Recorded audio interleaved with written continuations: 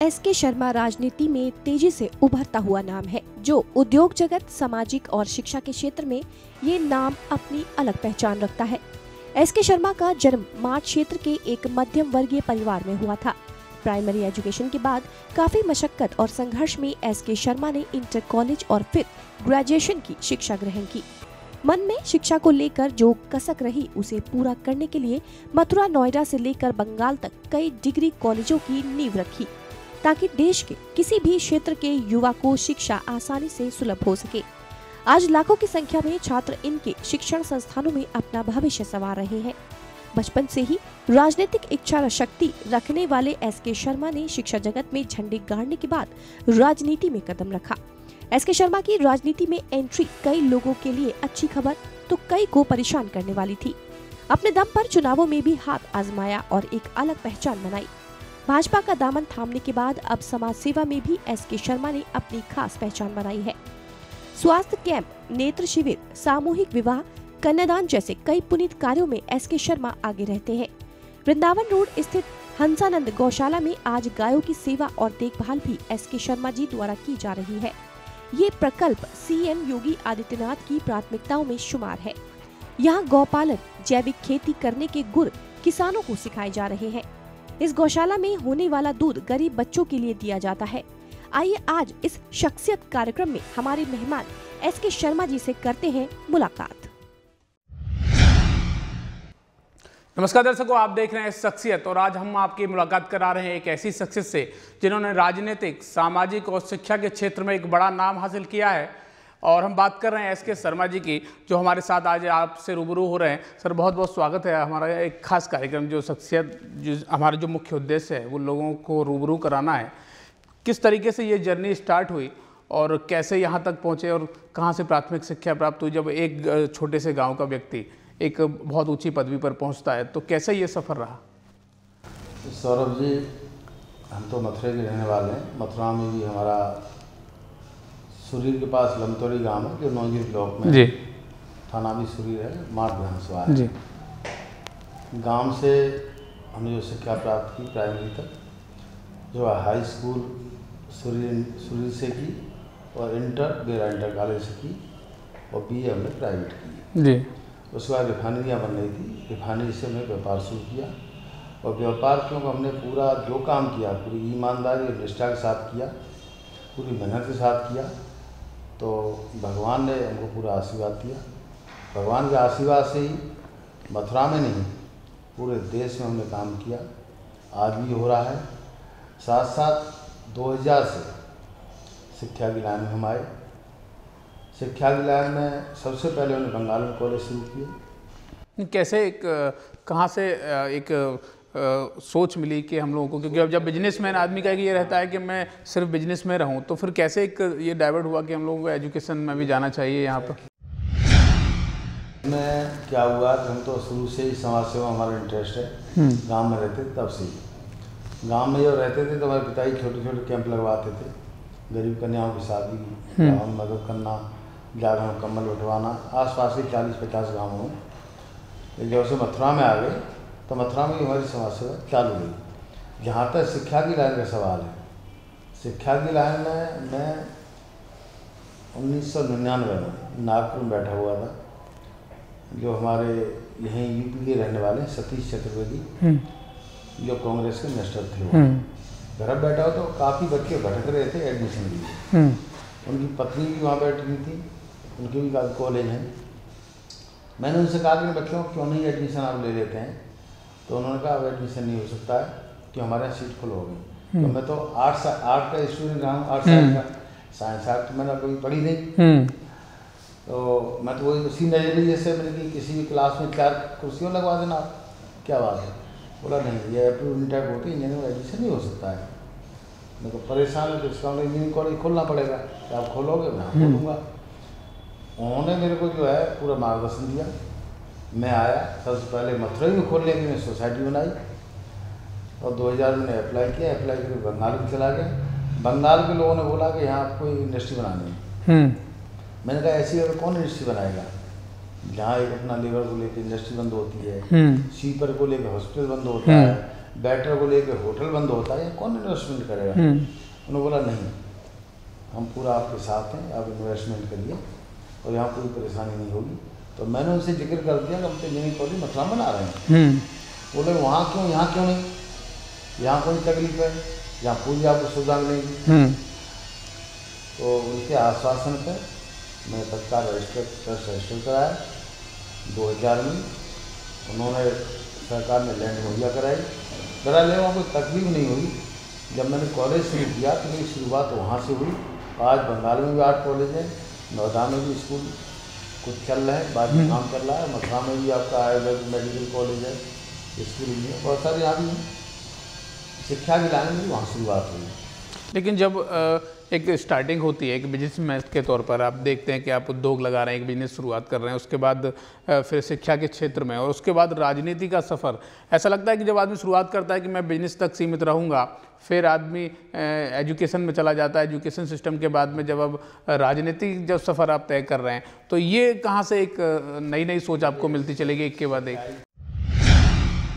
ये है कि जब आदमी लोगों की परेशानी देखता है तो जो एक सामाजिक आदमी होता है, जो शुरू से जिसके मन में समाज सेवा बसी रहती है, तो उस परेशानी को देख के ही उसका जो उसका मोह होता है। जैसे शिक्षा की लाइन में हमने देखा कि समाज की बहुत बड़ी परेशानी है, बहुत लोग बच्चे परेशान हैं, उसको देख के तो सामाजिक शिक्षा में हमारा एंट्रेंस हुआ। और समाज सेवा में भी मैं आपको बता रहा हूँ कि हमारे गांव में, लगता है मैं हाई स्कूल में पढ़ता था जी, भोला तेली नाम का एक व्यक्ति आज भी है। उसके पेट में दर्द हुआ और इतना दर्द हुआ कि सुबह तक उसकी टिपोर बैठ गई आँखों में। सुबह हम लगे तो गांव में सब लोग कहते हैं भाई बहुत बीमार है, बहुत बुरा हाल है।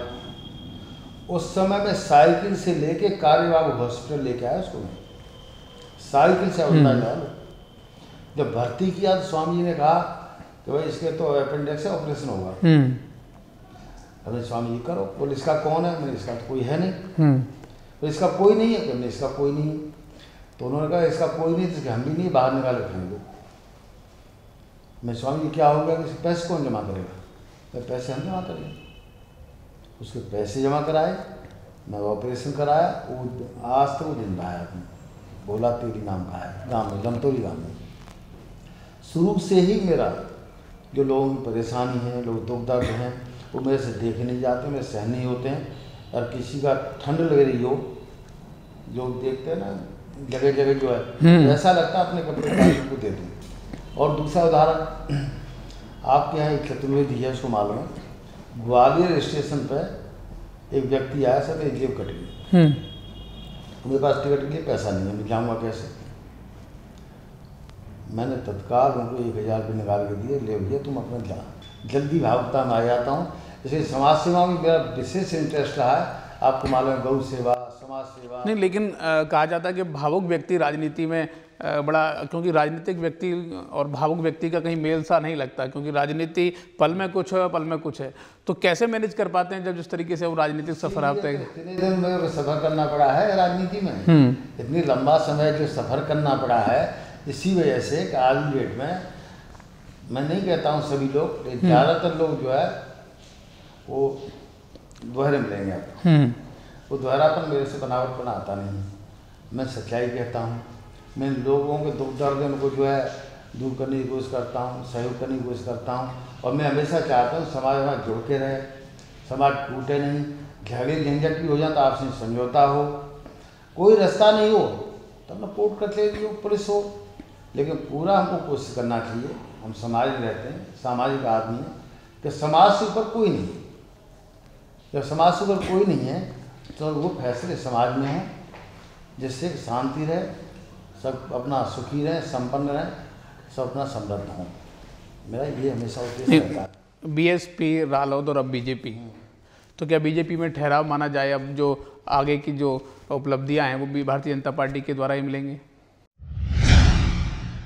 देखिए, आप अच्छी तरह जानते हैं कि मैं शुद्ध शाकाहारी, मैं शुद्ध आदमी हूँ।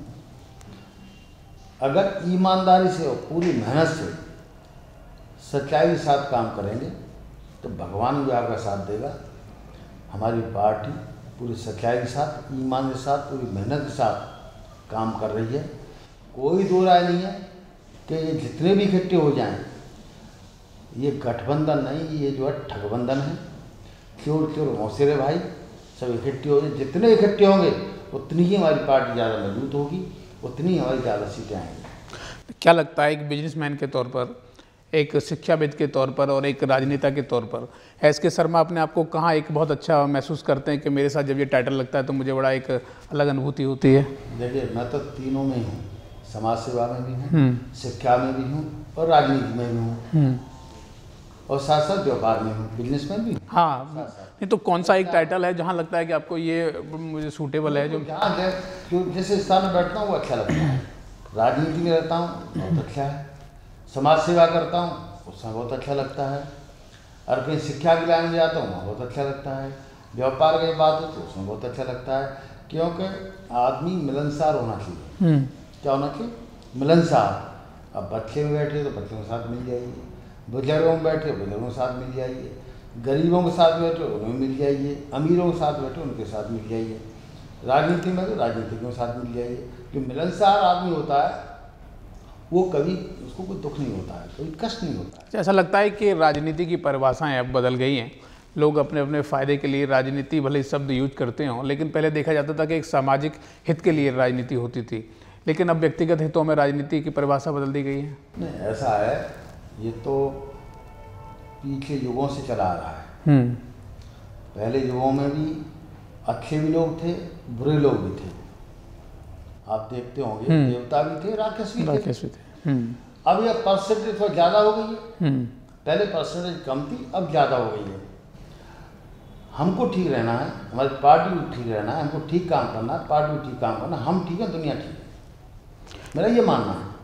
मुझे याद है कि एक बार आपने एक शिविर, नेत्र शिविर लगा तो बहुत काफ़ी लोग वहाँ पर आए थे, तो कैसे ये आयोजन की एक सोची कि इस तरीके से कार्यक्रम किया जाए, और देखने को मिलता है जगह जगह गांव में भी जाके कैंप लगवाए जा रहे हैं आपके द्वारा, और कई ऐसे सोशल वर्क किए जाते हैं, तो कैसे ये सब मेंटेन करते हैं, कहाँ से सोच ये सब निकल कर आती है? पहले बताया ना, बचपन से जब से मैं थोड़ा सोच संभाली है तब से ही सेवा में मेरा बहुत ही इंटरेस्ट रहा है, आज भी है। तो उदाहरण भी दिए मैंने आपको। उसके बाद कंटिन्यूस कैंप चले आ रहे थे, और 2008 नवंबर में तो इतना बड़ा कैंप लगा तो मैं नहीं कह सकता आज तक कोई सरकारी या बेसरकारी इतना बड़ा कैंप क्यों लगा हुआ। 1 लाख से ज़्यादा लोग आए, 42,000 लोगों का इलाज हुआ, जिसमें 18 डिपार्टमेंट थे। पहले दिन जरूर हमारे हाथ पैर खुल गए लोगों को देख कर, जो लोग 25,000 लोग पहले दिन आ गए, उन्हें गेट मतलब जो गेट है वो तोड़ दिए, इधर उधर अफरा तफरी हो गई, डॉक्टर भी केवल बाहर आ गए। हमने इसको क्या संभाला जाए। हमने तत्काल जो रजिस्ट्रेशन के लिए 10 कंप्यूटर लगे हुए थे, वो 10 के बजाय 20 कंप्यूटर किए महिलाओं के लिए, अलग अलग दोनों जगह, पुरुषों के लिए अलग, महिलाओं के लिए अलग। सबसे बड़ी समस्या क्या आ रही थी, जो डॉक्टर थे वो ठीक से हिंदी नहीं समझ पा रहे थे, और एक दिन के अंदर 5-5 लोग घुस आते थे। बिल्कुल नर सेवा नारायण सेवा के बराबर है। लेकिन जब देखने को मिलता है कि जिस तरीके से एक शुरुआत आपने की, तो पहले जब आप सोचते हैं कि हमें ये करना चाहिए, बहुत अच्छा है, और जिस तरीके से आपने बताया वो सही भी है, जब हम अच्छा करते हैं तो अंदर दिल गवाही देता है कि हमने बहुत अच्छा किया है। तो कभी कभी आदमी कुछ ना कर भी राजनीतिक फ़ायदा उठाने की कोशिश करते हैं, हुआ कुछ नहीं होता, लेकिन किया एस.के. शर्मा जी ने और नाम मेरा हो जाए। तो कभी कभी ऐसा होता है कि जब आदमी जो काम करता है उसे वो चीज़ें नहीं मिल पाती, जो लोगों तक एक मैसेज पहुँचे कि भले ही काम उन्होंने किया है, लेकिन लोगों तक जो पहुँचे, तो कहीं ना कहीं अच्छे कामों में भी राजनीतिक सोच वाले लोग कभी कभी माहौल खराब कर देते हैं। बताऊँ मैं ईमानदारी जी, जैसे बीजेपी की सरकार हमारी बनी, मैं सबसे पहले योगी जी को पूरे जिले के और अपने मौर्य जी को, जिले के नहीं पूरी माठ विधानसभा को, जहाँ जहाँ जो रोड है, सड़कें टूटी हुई हैं, नहीं बनी हैं, पूरी लिस्ट बना के देके आया कि ये काम होना है। और नहीं, नहरगंगा खुदाई, बहुत सारे पुल टूटे हुए हैं नहरगंगाओं पर, नालों पर, उन सब में लिख के देके आया ये काम होने चाहिए। मैंने कि हमारे यहाँ बहुत बड़ा बेरोजगार है, कोई इंडस्ट्री नहीं खुली है।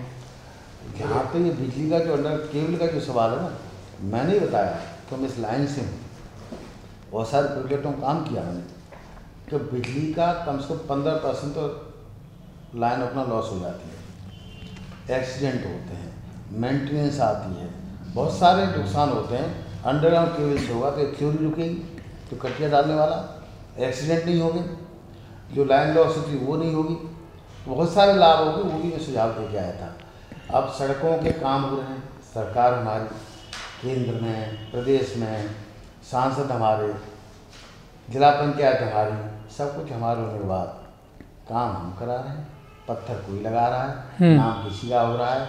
मैं भैया ठीक है, जिसको जो नाम करना काम हम करेंगे, जिसको नाम करना करो, भाई जनता देख रही है। चलिए अभी काम की बातें होती रहेंगी, क्योंकि चर्चा अभी बहुत लंबी चलेगी।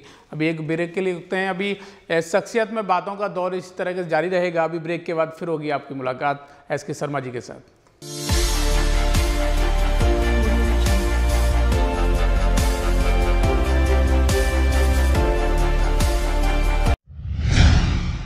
यूनिवर्सिटियां हैं, कॉलेज है, तो क्या कुछ खास है संस्कृति में जो हमारी संस्कृति को सभी अन्य संस्कृतियों से बेहतर बताता है, बेहतर साबित करता है? हम कहते हैं कि हाँ, हम कुछ खास हैं। हमारा हमेशा से ये रहा है, चिंतन रहा है कि हम एक एजुकेशन अच्छी दें, बच्चे को एजुकेट करें कि जो बच्चा अपने पैरों पे खड़ा हो सके, और एक जब अपनी संस्था से अपने घर से बाहर निकले तो कम से कम अपनी पर्सनैलिटी को इम्प्रूव करके he can be a person who can stand with the public and with the industry in the coming times.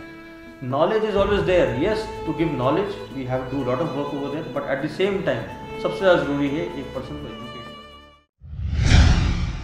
Break के बाद आपका स्वागत है और आप देख रहे हैं शख्सियत, और हमारे साथ मौजूद हैं एस.के. शर्मा जी। सर, अब बातें हो रही थी कि जिस तरीके से आदमी काम करता है उसे उस तरीके से लोगों तक नहीं पहुंचाया जाता। कभी कभी वहाँ राजनीतिक सोच वाले लोग जो राजनीति को अपने परिभाषा के तौर पर देखते हैं तो वो अलग हिसाब से निकालते हैं। लेकिन अब जिस तरीके से गौशाला अब चल रही है, आप उसे गौशाला की देखभाल कर रहे हैं, तो कितनी गाय हैं और ये सब दूध और उसका जो सब निकलता है, मठा दूध, ये सब कहाँ जाता है? क्या एस.के. शर्मा जी के पास अकेला इतना कैसे पी पाते होंगे? देखिए भाई साहब, एक ही बताऊँ आपको, गौ सेवा हम लोग कर रहे हैं जी, और ऐसी गौशाला जो बिल्कुल जिसका अंत होने वाला था जी, जो लोगों ने जो हाल किया, अंत होने वाली गौशाला किस स्टेज पर लाकर हमने खड़ा किया है, उसमें पहले कभी सरकारी कोई योगदान नहीं रहा, एक पैसे का जो योगदान की हुआ वो हमारा हुआ, जनता का हुआ। हम लोगों ने कभी भी गायों के लिए भीख भी मांगी है, सहयोग मांगा है, तो लोगों ने दिया भी है, ऐसा नहीं है। अपना चुनाव आदमी नहीं बोल सकता है। तो आज जिस स्टेज में गौशाला है अपने पैरों पर खड़ी हो रही है, जो पैरों पर खड़ी हो रही है, तो अभी भी हम लोग गौशाला के माध्यम से, जो हासानंद गौशाला है बीच में है, जिसकी स्थापना सन 1935 में भारत रत्न पंडित मदन मोहन मालवीय जी ने की, जिसका मेरे को अध्यक्ष बनाया हुआ है जी। 108 गांवों का समग्र विकास गोद लिए हैं हम लोगों ने। उसके लिए क्या किए, हमने 15,000 हरी सब्जियों के बीज 108 गांवों में बंटवाए, और भी उससे अलग भी पूरे जनपद में बहुत सारी जगहों में बंटवाए जी, निःशुल्क। करीब 1.5 लाख फलदार वृक्षों के पौधे हम लोगों ने किसानों को बंटवाए। गौशाला के माध्यम से जो हमारे पास में पड़ोस में गांव है, धोरारा गांव है, उसमें जो गरीब बच्चे हैं जिनका पक्का मकान नहीं है, कमाई कोई साधन नहीं है, कोई रोजगार नहीं है, 0 साल से 4 साल तक के जो बच्चे हैं जी, उनके लिए एक बच्चे को डेली प्रतिदिन एक बच्चे को 1 किलो दूध निःशुल्क देने का काम हम लोग ना कर रहे हैं। हम लोग जितने आगे बढ़ रहे हैं लेकिन संस्कृति अपनी भूलती जा रहे हैं, हम लोग पाश्चात्य संस्कृति की तरफ जा रहे हैं। अभी बात कर रहे हैं कि कृष्ण की गायों की, कृष्ण का जन्म मथुरा में हुआ, अगर कृष्ण की पहचान मानी जाती है तो वो गाय मानी जाती है। कहते हैं कि ये मथुरा जन्म स्थान है, यमुना, गिरिराज जी और गाय, ये एक उस समय का एक जीता जाता उदाहरण है कि हम लोग कहते हैं कि हाँ, कृष्ण की स्थली है मथुरा। लेकिन क्या लगता है कि मथुरा में गौशालाएं बहुत हैं, लेकिन अभी भी गायों की स्थितियों को सुधारने की आवश्यकता है, उस और काम करना चाहिए। बहुत काम बाकी है, और सच्चाई तो ये है कि हम सब लोग लगेंगे तभी कोई काम होगा। जैसे अभी हम क्षेत्र में जाते हैं, जिनको बोलते हैं कि आवारा जानवर, आवारा जानवर नहीं, वो गाय है, सांड है, नंदी हैं जो खेतों में घूम रहे हैं, किसानों को नुकसान कर रहे हैं। बहुत बड़ा नुकसान हो रहा है। तो मैं भी एक किसान का बेटा हूँ, मैं भी, मेरे यहाँ भी खेती हो रही है, बहुत बड़ी परेशानी है। लेकिन उस परेशानी के कारण हम सब लोग हैं। पहले क्या है, ये कहते हैं ना कलयुग, कलयुग तो है ही, कलयुग में मशीनरी का युग, मशीनरी का युग, उसका ये भी है मशीनरी का युग, मशीनरी का युग। जब से मशीनों से काम शुरू हुआ है तो उससे जो बैलों से काम होता था वो सब बंद हो गया, खत्म हो गया। सही बात। तो सब बैल नंदी बेकार हो गए, वो कहाँ जाए, एक बात। दूसरी बात, हमने इस विषय पर जब भी हम लखनऊ हैं हमने हमेशा चर्चा की है। और योगी जी यहाँ आए थे, हमारे गौशाला में आए थे, उस समय चर्चा हुई तो यही तय हुआ कि हर विधानसभा में कम से कम एक गौशाला, सरकारी गौशाला बनाई जाए। उन गौशाला में जिनको आवारा पशु कह रहे हैं, जो हम हमारी संस्कृति में ये हमेशा बोला जाता है कि गौ माता, धरती माता और जमुना माता, तीनों को माता मानते हैं। जहाँ हम सबसे पहले खाने से पहले चंदिया निकलती थी, सबसे पहले गौ माता को खिलाते थे, उसके बाद खुद करते थे। सही बात। ये हमारे संस्कार थे, बिल्कुल, ये हमारी संस्कृति थी, ये हमारे देश की पहचान थी, हमारी प्रकृति की पहचान थी। लेकिन धीरे धीरे हम लोग भटक गए, और भटकने का कारण आज ये स्थिति पैदा हुई है।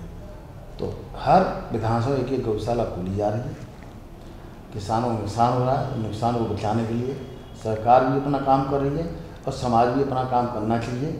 मेरा तो यही समाज से याद नहीं, लेकिन गौशालाएं हम लोग खोल देंगे, कैसे चला पाएंगे? क्योंकि जब ऑलरेडी इतनी गौशालाएं हैं वो संचालित नहीं हो पा रही हैं। बावजूद इसके अगर हम लोग उनको सहायता दें, एसके शर्मा जी जैसे व्यक्ति निकल कर आएँ और जो गौशालाएं हैं उनको सपोर्ट करें, तो जो पहले से स्थापित गौशालाएं उनको हम लोग सही दिशा में ले जा सकते हैं।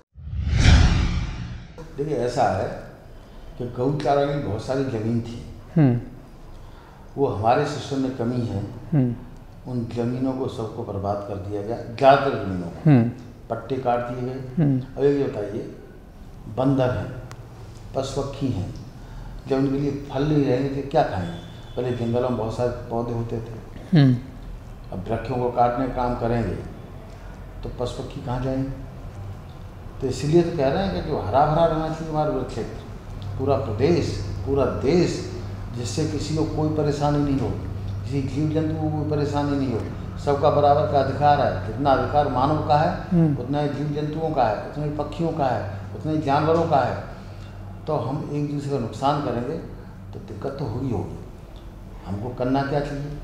करना हमको चाहिए हर विधानसभा में एक गौशाला बनेगी। उससे क्या है कि कहीं से भी गाय आएंगी, उस एरिया में जो बड़ा गौचारण रहेगा तो उनकी वहीं सेवा हो जाएगी। कहीं एक जगह शहर में लाके ये संभव नहीं है कि पूरे ज़िले की गाय और शहर में लाके उन्हें पल सकें। जी, क्या लगता है अभी शहर में विकास की अगर बात की जाए तो जनपद में कितने अभी विकास के अवसर हैं? क्योंकि विकास अब केंद्र में बीजेपी की सरकार, उत्तर प्रदेश में मेयर भारतीय जनता पार्टी के, विधायक भारतीय जनता पार्टी के, मंत्री यहाँ से 2 हैं।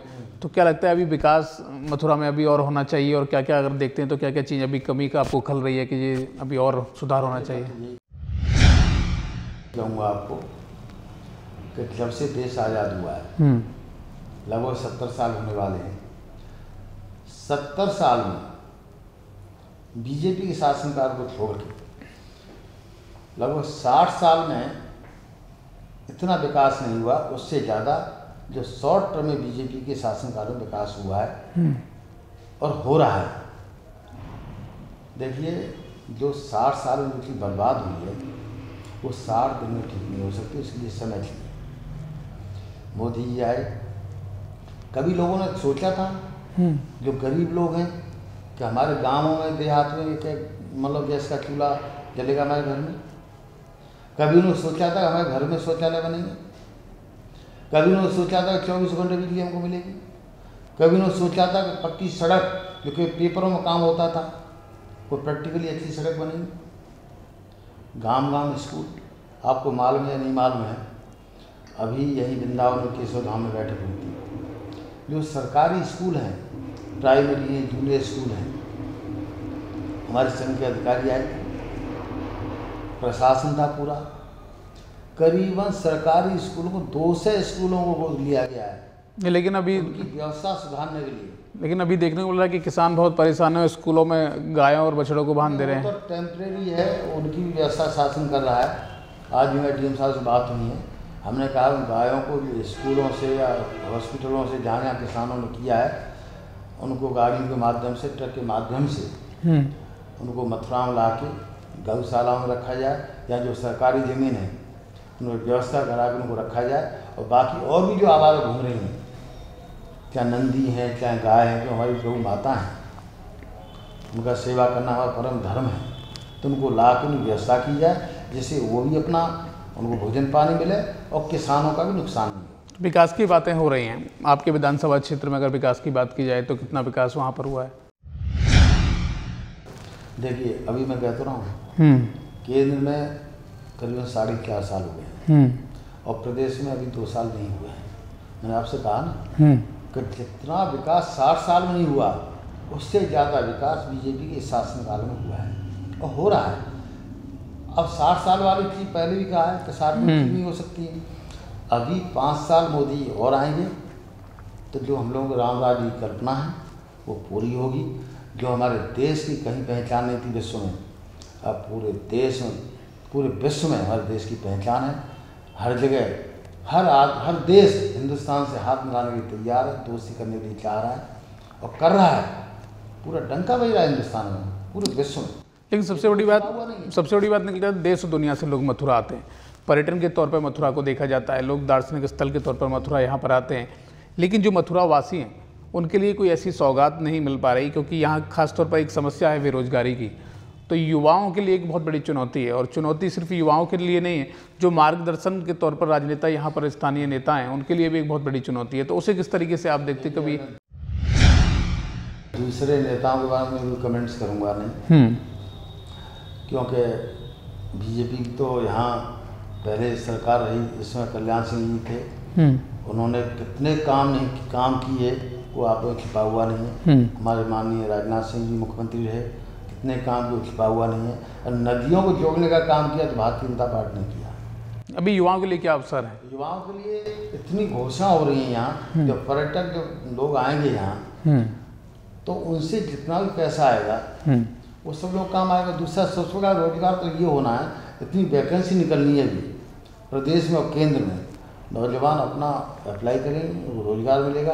भ्रष्टाचार मुक्त है, पहली तरह तो है नहीं कि केवल एटा मैनपुरी वहीं से भर्ती हो जाएंगे। और तो पूरे प्रदेश में ट्रांसपेरेंसी है, निष्पक्ष है, ईमानदारी का काम हो रहा है, हर आदमी को मौका मिल रहा है। अब ये नहीं कोई भेदभाव नहीं है, कहीं ये नहीं कि भ्रष्टाचार के दम पे अपना कहीं भर्ती हो जाएंगे, सबको मौका मिल रहा है। जो अच्छे काम है वो सराहना जनता कर रही है, और वही कारण है कि उत्तर प्रदेश में भी भारतीय जनता पार्टी की सरकार बनी। हम लोग अगर माट विधानसभा की बात करें तो क्या लगता है कि आपको अभी क्या क्या वहाँ पर विकास की आवश्यकता नज़र आती है? देखिए, वहाँ बहुत अभी विकास की बहुत आवश्यकता है। अब मैं क्या बोलूँ, लोगों ने अपनी जिम्मेवारी नहीं निभाई।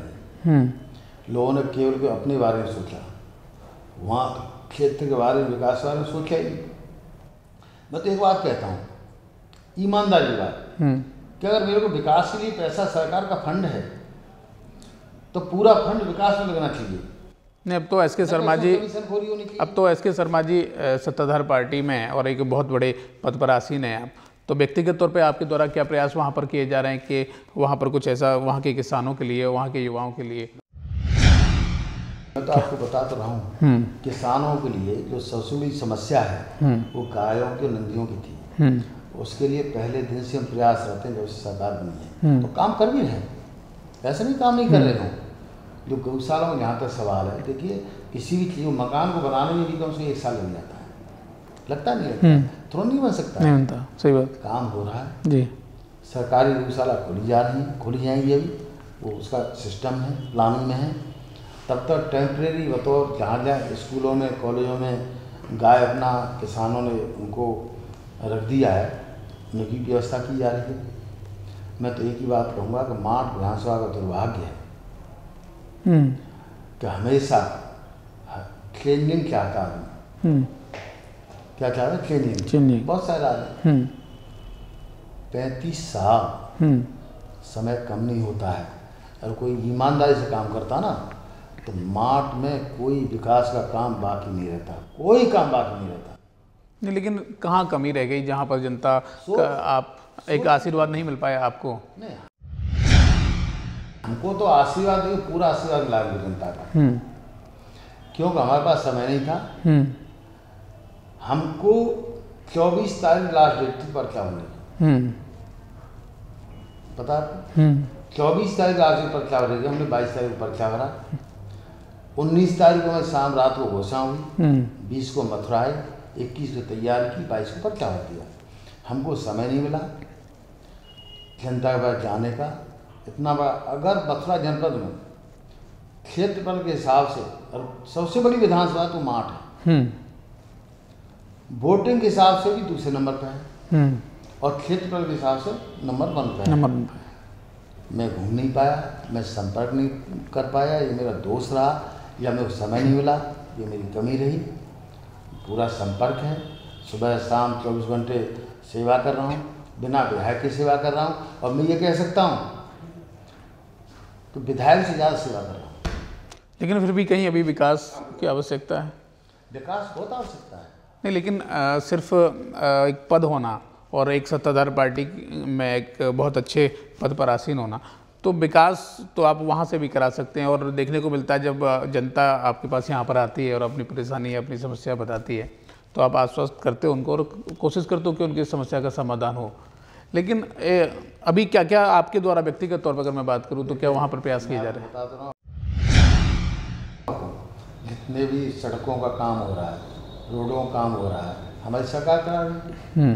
क्या वो सांसद निधि के माध्यम से हो, क्या जिला पंचायत के माध्यम से हो, किसी माध्यम से हो, हमारी सरकार ही करा रही है।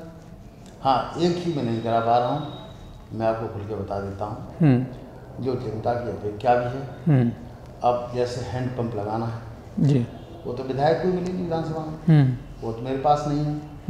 मैं तो हाथ जोड़ देता हूँ जनता के, तो भाई ये भी मैं प्रयास करता हूँ कहीं से लगे जी। जो विधायक निधि से जो काम होने वाले हैं या विधायक के पास जो जो पावर हैं वो जो होने वाले हैं, उन कामों के अलावा बाकी सब काम मैं करा रहा हूँ।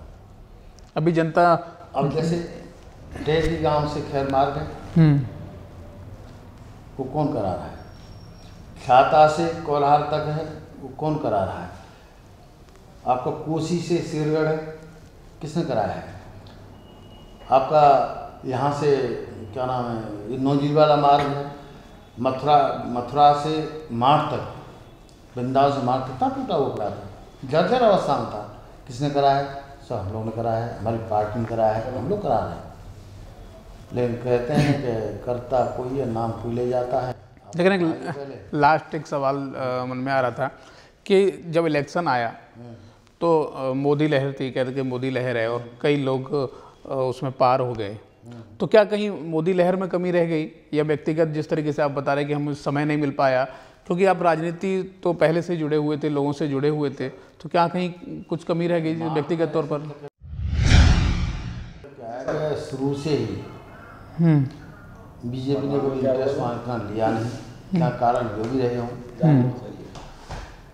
पहली बार दमदारी से चुनाव लड़ा है, मार्च पहली बार लड़ा गया है, तभी तो वो 3000 वोट से 60,000 वोट आए।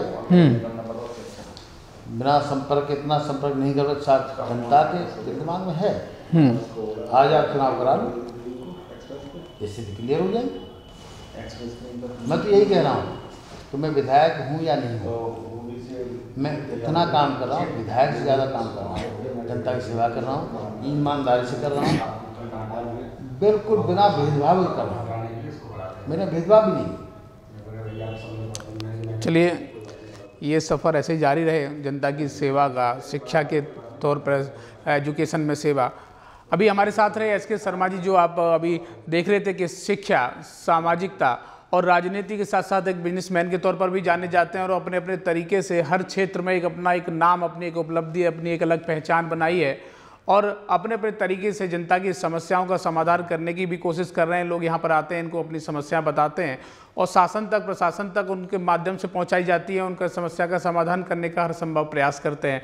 ऐसी तरीके से ये शख्सियत का दौर आपसे मिलने का, रूबरू होने का जारी रहेगा। मिलते हैं अगली फिर एक शख्सियत के साथ और ऐसे ही होंगे रूबरू। तब तक के लिए दीजिए हमको नमस्कार, आशीर्वाद।